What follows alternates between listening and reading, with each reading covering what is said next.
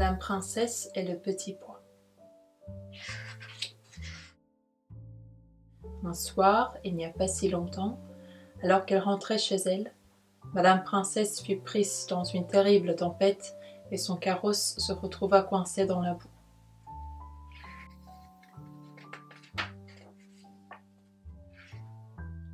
Heureusement, elle aperçut de la lumière au loin et décida d'aller chercher de l'aide et de se mettre à l'abri pour la nuit. Elle marcha à travers le vent et la pluie jusqu'à la maison éclairée. En chemin, elle perdit sa couronne.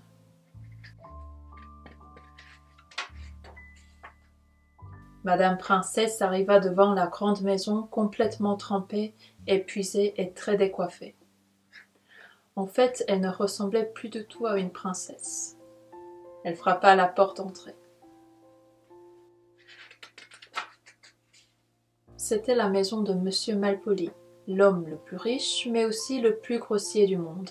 « Qu'est-ce que vous voulez » bougonna-t-il en ouvrant la porte. Madame Princesse lui raconta ce qui venait de lui arriver et lui demanda s'il pouvait l'abriter jusqu'au lendemain. « Non, vous n'entrerez pas chez moi, hurla-t-il. Vous allez abîmer tous mes beaux tapis. »« S'il vous plaît, aidez-moi, » supplia Madame Princesse. « J'ai froid et je suis fatiguée. J'ai juste besoin d'un lit pour la nuit. » « Faites le tour et je verrai ce que je peux faire, » répondit-il d'un ton irrité en lui claquant la porte au nez. Quel grossier personnage!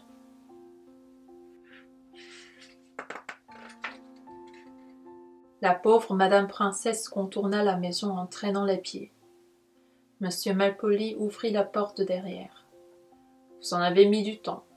Bon, vous pouvez dormir ici, » dit-il en désignant la cave froide et humide. « Mais je suis une princesse, » protesta Madame Princesse. « Pfff, n'importe quoi, hein. Vous n'avez même pas de couronne, » répondit Monsieur Malpoli. « Je l'ai perdue dans la tempête, » expliqua Madame Princesse. « Votre histoire est invraisemblable. Si vous êtes réellement une princesse, vous allez devoir le prouver. » Monsieur Malpoli conduisit Madame Princesse dans son immense salle à manger. Autour de la grande table étaient assis quelques invités. Monsieur Malpoli expliqua la situation et leur demanda leur avis. « Les princesses sont très douées pour la valse. Dansons, » suggéra Monsieur Malchance. Évidemment, Monsieur Malchance marcha sur les pieds de Madame Princesse et la fit tomber. « Affligeant » s'écria Monsieur Malpoli. « Si elle ne sait pas danser, c'est qu'elle n'est pas une princesse. »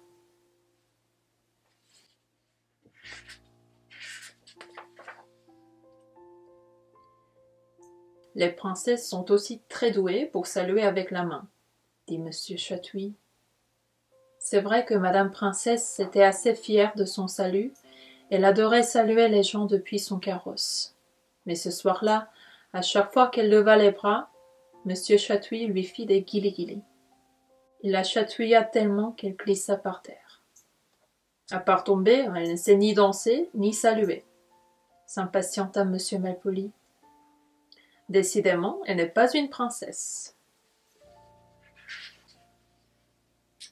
J'ai entendu dire, l'interrompit Madame Beauté, que les princesses étaient très délicates.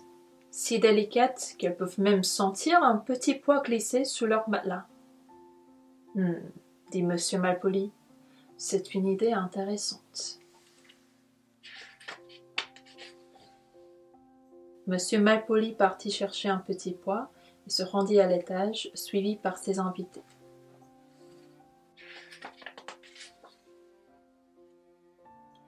Monsieur Avare souleva le matelas et Monsieur Malpoli glissa le petit pois dessous. Mais Monsieur Avare regarda le lit. « Un seul matelas, ce n'est pas assez, » dit-il. « Vous avez raison. Apportez plus de matelas, » ordonna-t-il. Ils empilèrent des matelas les uns sur les autres jusqu'à presque atteindre le plafond. Et enfin, Madame Princesse alla se coucher. « Bonne nuit, » dit Monsieur Malpoli en éteignant la lumière.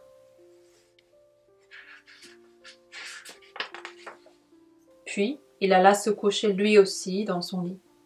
Enfin, plutôt sur son sommier, car il n'y avait plus un seul lit avec un matelas dans toute la maison. Il fut donc réveillé très tôt le lendemain matin. D'une part pour vérifier si l'idée de Madame Beauté avait fonctionné, mais surtout parce qu'il venait de passer une très mauvaise nuit sur son sommier dur. « Avez-vous bien dormi ?» demanda-t-il à Madame Princesse. « Merveilleusement bien, » répondit-elle. « Ah, je savais bien que vous n'étiez pas une princesse, » s'écria-t-il. « Et pourtant, j'ai dormi dans le plus grand et le plus confortable lit de votre maison, » précisa Madame Princesse avec un sourire radieux. « Oh !» répondit Monsieur Malpoli d'un air abattu.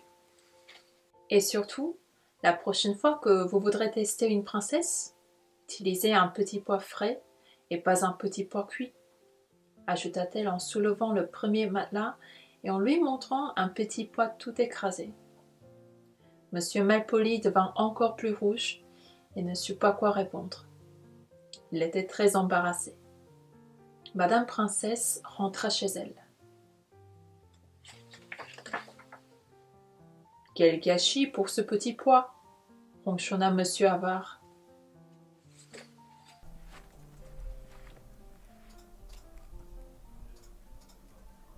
Bonne nuit.